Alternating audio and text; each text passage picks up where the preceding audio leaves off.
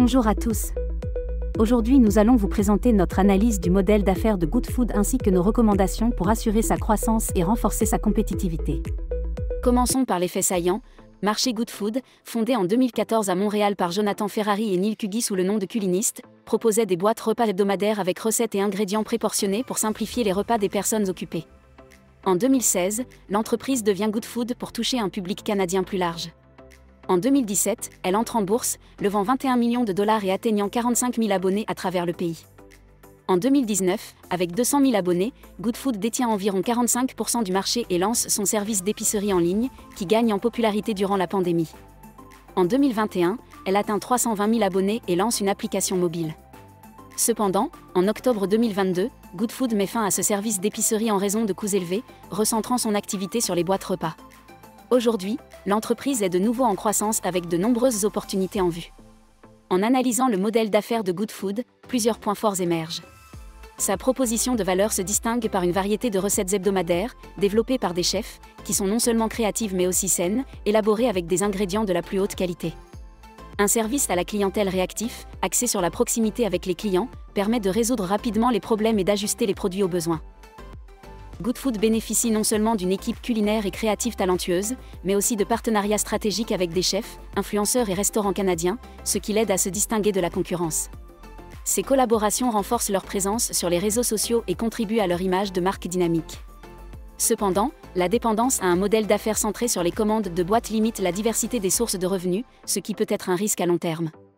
En outre, leur relation avec des producteurs locaux et chaînes d'approvisionnement réduites garantit des ingrédients frais, réduit l'empreinte écologique et soutient l'économie locale, mais cette dépendance logistique est aussi un risque, car les retards ou hausses de coûts peuvent affecter l'expérience client et les marges. Enfin, Goodfood met l'accent sur la commodité avec des plateformes numériques conviviales et une livraison à domicile efficace. En période d'incertitude économique, la sensibilité des clients au prix peut nuire à la loyauté, mais les équipes de produits efficaces permettent de suivre les tendances et améliorer les produits, plateformes et services de manière rapide et optimale. Regardons maintenant comment le modèle d'affaires et la proposition de valeur fit avec les segments clients. Jessica Roberts, 26 ans, est conseillère en ressources humaines à Vancouver. Originaire de Kelowna, elle mène une vie active entre sa carrière, sa famille et ses amis. Elle adore la musique, les voyages, les animaux et les festivals d'été. Passionnée de randonnée, elle prend soin de sa santé avec une alimentation à base de plantes et privilégie les produits de qualité pour réduire son impact environnemental. Elle souhaite manger plus sainement, gagner du temps, découvrir de nouveaux plats, faire des choix éco-responsables et soutenir les entreprises locales, tout en développant ses compétences culinaires. Toutefois, Jessica fait face à plusieurs obstacles. Décider des repas, gérer la liste d'ingrédients et éviter le gaspillage. Elle se concentre ainsi sur la planification des repas, l'épicerie, la cuisine et la recherche de recettes à base de plantes, dans l'optique d'adopter un régime durable, de réduire le gaspillage alimentaire et de simplifier la gestion quotidienne. Aussi, Marché Goodfood répondrait parfaitement à ses valeurs et besoins. Avec des ingrédients frais, des recettes de haute qualité, un emballage éco-responsable et un soutien aux producteurs locaux, Goodfood lui permettrait de gagner du temps tout en adoptant un mode de vie en harmonie avec ses convictions. Le segment des jeunes familles est également très important pour Goodfood. Ces familles mènent une vie très dynamique et leur principal défi est de gérer un emploi du temps chargé tout en trouvant un équilibre entre travail et vie familiale. C'est pourquoi elles ont besoin de simplifier la préparation des repas. Imaginons Madame Tremblay, une mère active qui malgré une journée de travail bien remplie, doit encore préparer le souper. Elle souhaite offrir un repas sain à son mari et à sa fille, mais le temps lui manque et la pression monte. « Maman, qu'est-ce qu'on mange ? J'ai faim !» Pour elle, Goodfood est un véritable allié au quotidien. Plus besoin de courir à l'épicerie ni de passer des heures en cuisine. Elle reçoit des ingrédients locaux, déjà préportionnés et des instructions claires qui lui facilitent la préparation. Plus de casse-tête pour trouver de nouvelles idées ni de gaspillage alimentaire à gérer. Elle peut enfin se concentrer sur l'essentiel que c'est de partager un moment agréable en famille autour d'un bon repas. Goodfood capitalise sur plusieurs points forts pour séduire sa clientèle. Simplicité et praticité. Sa plateforme intuitive rend le choix et l'achat de repas faciles, et les recettes proposées sont faciles à suivre. Éco-responsabilité. L'entreprise utilise des emballages recyclables et limite le gaspillage alimentaire, répondant aux préoccupations environnementales des consommateurs. Flexibilité. Le système d'abonnement adaptable permet aux clients de choisir parmi une variété de recettes chaque semaine, incluant des options pour différents régimes, ce qui renforce leur satisfaction et leur fidélité. Cependant, certains aspects nécessitent des améliorations. La personnalisation reste limitée malgré la diversité des offres, et des efforts supplémentaires pourraient être faits pour répondre à des besoins plus spécifiques, tels que des régimes sans gluten ou des portions individuelles. De plus, le coût perçu élevé des ingrédients biologiques et locaux représente un obstacle pour certaines familles ou clients à la recherche d'un meilleur rapport qualité-prix. Enfin, la convivialité de la plateforme pourrait être renforcée pour offrir une expérience utilisateur plus fluide et agréable. Le modèle d'affaires de Goodfood repose sur 3 éléments clés: l'abonnement, le commerce et les add-ons, chacun apportant ses avantages et ses limites. L'abonnement permet de fidéliser une base de clients régulière, ce qui facilite la planification des repas et la gestion des commandes à l'avance, jusqu'à 4 semaines. Cette approche aide aussi Goodfood à mieux comprendre ses clients grâce aux données collectées sur leurs habitudes. Cependant, l'obligation d'engagement peut en rebuter certains, et cela limite la diversité des sources de revenus, rendant l'entreprise plus dépendante de ce modèle fixe. Du côté de l'e-commerce, le principal atout est la flexibilité, car les clients peuvent commander sans engagement. Cela séduit une clientèle plus occasionnelle tout en réduisant certains coûts opérationnels. Toutefois, le commerce génère des revenus moins prévisibles à cause des commandes irrégulières, ce qui complique la gestion des stocks. L'absence de contact physique avec les produits pose aussi un défi, l'expérience se reposant entièrement sur les canaux numériques. Enfin, les add-ons, avec leur large choix de produits complémentaires comme les desserts et les épices, augmentent la valeur du panier moyen et permettent à Goodfood de tester de nouveaux concepts. Mais l'ajout de ces produits complique la logistique, nécessitant une gestion de stock plus diversifiée. Certains clients ne remarquent pas toujours ces add-ons, surtout lorsqu'ils ne nécessitent pas de paiement supplémentaire, ce qui limite leur utilisation. Ainsi, chaque modèle possède des forces et des faiblesses que Goodfood doit équilibrer. Le diagnostic FFMO présente la position de Goodfood dans le marché des repas prêts à cuisiner.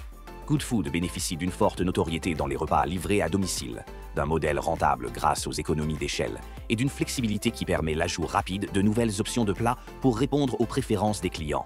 La dépendance aux services de livraison de tiers réduit les marges et augmente les coûts logistiques. Le coût d'acquisition client, élevé en raison de la concurrence, et la dépendance aux fournisseurs limitent également son autonomie.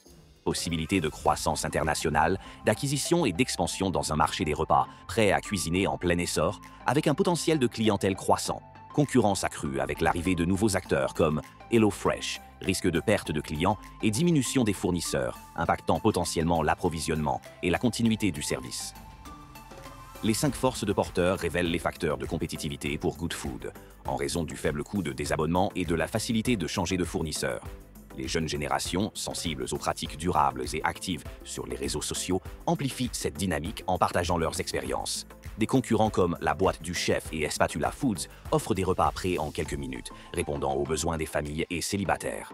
HelloFresh et Fresh Prep séduisent par leur offre orientée vers la santé et le véganisme, augmentant la tentation de substituer Goodfood. Bien que des acteurs émergents puissent proposer des innovations ou des repas spécifiques, Goodfood bénéficie d'une clientèle fidèle, un atout si la qualité et l'innovation sont maintenues. Notamment face à HelloFresh, rival principal, et à des acteurs locaux de portée plus restreinte. Enfin, le pouvoir des fournisseurs est moyen. Goodfood dépend de produits frais et donc de coûts fluctuants, mais demeure un client attractif pour les nouveaux fournisseurs de par son volume. Nous avons identifié plusieurs facteurs externes susceptibles d'influencer la performance de Goodfood. Tout d'abord, l'inflation, actuellement autour de 2%, est à son plus bas niveau depuis la pandémie. Pourtant, avec un pic de 6,8% en 2022, un record en 40 ans, le pouvoir d'achat des Canadiens a été fortement affecté. Certains clients pourraient donc choisir des options moins chères ou réduire leurs dépenses en kit repas. La demande croissante pour des produits durables, biologiques et éthiques s'aligne sur l'engagement de Goodfood à réduire le gaspillage alimentaire et à utiliser des emballages recyclables. Même si les Canadiens passent moins de temps en cuisine qu'en confinement, le marché des kits repas devrait tout de même atteindre 1,07 milliard de dollars américains en 2024. La demande reste forte, mais la concurrence avec des entreprises comme HelloFresh est intense. Les gens s'attendent à des expériences personnalisées et fluides. Les technologies comme l'intelligence artificielle et le machine learning facilitent l'exploitation des données, rendant la personnalisation non seulement possible, mais aussi simple. Cependant, leur usage doit respecter des lois comme la loi 25 et celle sur l'IA et les données. Goodfood fait face à 2 principaux défis. Premièrement, la navigation sur le site web manque de convivialité, avec des présentations complexes des prix et une personnalisation limitée des options repas. Cela mène à un taux de rebond élevé, des désabonnements accrus et des avis négatifs qui nuisent à l'image de marque et au référencement en ligne. Deuxièmement, la faible différenciation perçue par rapport aux concurrents amène les clients à choisir principalement en fonction du prix, exerçant une pression sur les marges de l'entreprise et rendant la fidélisation plus difficile, augmentant ainsi la dépendance aux promotions et au marketing. Suite aux analyses, pour enrichir l'offre de Good Food, nous proposons 4 modèles d'affaires innovants, priorisés pour maximiser la valeur client et diversifier les canaux de distribution. Le modèle Shop in Shop permettrait à Good Food d'augmenter sa visibilité et ses revenus en distribuant ses produits add-ons via des partenaires tels que Costco, Amazon ou Uber Eats. En s'intégrant à ces plateformes, Good Food pourrait élargir sa clientèle tout en réduisant les coûts opérationnels, ce qui offrirait une forte valeur ajoutée pour les clients en facilitant leur accès aux produits. Ce modèle est faisable techniquement et s'appuie sur des canaux de distribution établis, permettant à Good Food de renforcer sa présence sans nécessiter de lourds investissements logistiques. En parallèle, la personnalisation des commandes donnerait aux clients une expérience sur mesure, leur permettant de modifier leurs recettes selon leurs préférences, comme en enlevant des ingrédients ou en remplaçant des protéines. Bien que cette stratégie soit alignée sur les attentes croissantes de personnalisation et améliore l'engagement, elle présente des défis techniques qui compliquent sa mise en œuvre immédiate. Cependant, elle pourrait favoriser la fidélisation à long terme en offrant une expérience individualisée. Notre troisième proposition est le modèle d'exploitation des données clients. Good Food dispose d'une base de données importante qui pourrait être mieux valorisée pour personnaliser l'expérience client, augmenter le panier moyen et optimiser le marketing. Par exemple, en analysant les comportements d'achat et les préférences alimentaires, Good Food pourrait améliorer ses produits et proposer des articles complémentaires pertinents, renforçant ainsi la satisfaction de la clientèle. Nous avons placé cette stratégie en deuxième position, car bien que Good Food dispose de la technologie nécessaire, son équipe de business intelligence est petite et actuellement débordée, ce qui ralentit la formation d'autres équipes pour traiter pleinement les données clients. Finalement, nous avons considéré le modèle de numérisation vu que la présentation en papier des recettes ne correspond pas à l'image éco-responsable de Good Food, et ça permettrait de différencier l'expérience. Cependant, la numérisation étant coûteuse et peu rentable à court terme, elle est moins viable pour l'instant car l'entreprise a besoin de bénéfices rapides. Après avoir exploré le potentiel de nouveaux modèles d'entreprise, nous avons décidé qu'il serait avantageux d'en mettre en œuvre 3.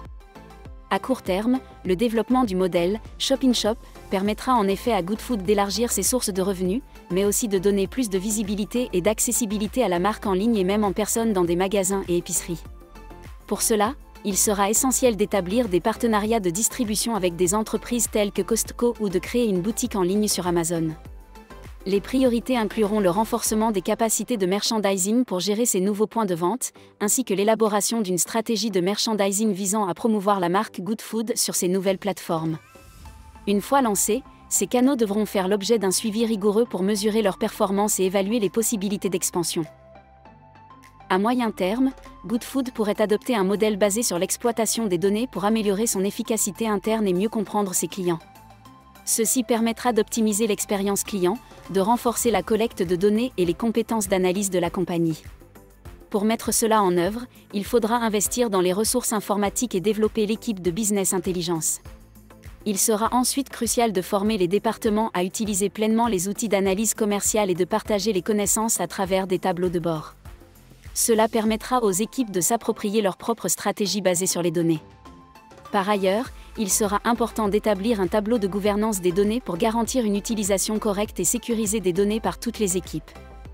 À long terme, Good Food devra développer les ressources et les compétences nécessaires pour mettre en œuvre un modèle de personnalisation de masse. Cela commencera par des fonctionnalités hyper personnalisées sur la plateforme numérique, suivies d'une personnalisation physique des produits et des recettes pour répondre précisément aux besoins des membres. Les priorités incluront la gestion logistique et opérationnelle de cette personnalisation, ainsi que l'optimisation des prix. L'expérience personnalisée peut également s'étendre à des options éco-responsables et à des accessoires à valeur ajoutée, enrichissant ainsi l'offre de Good Food.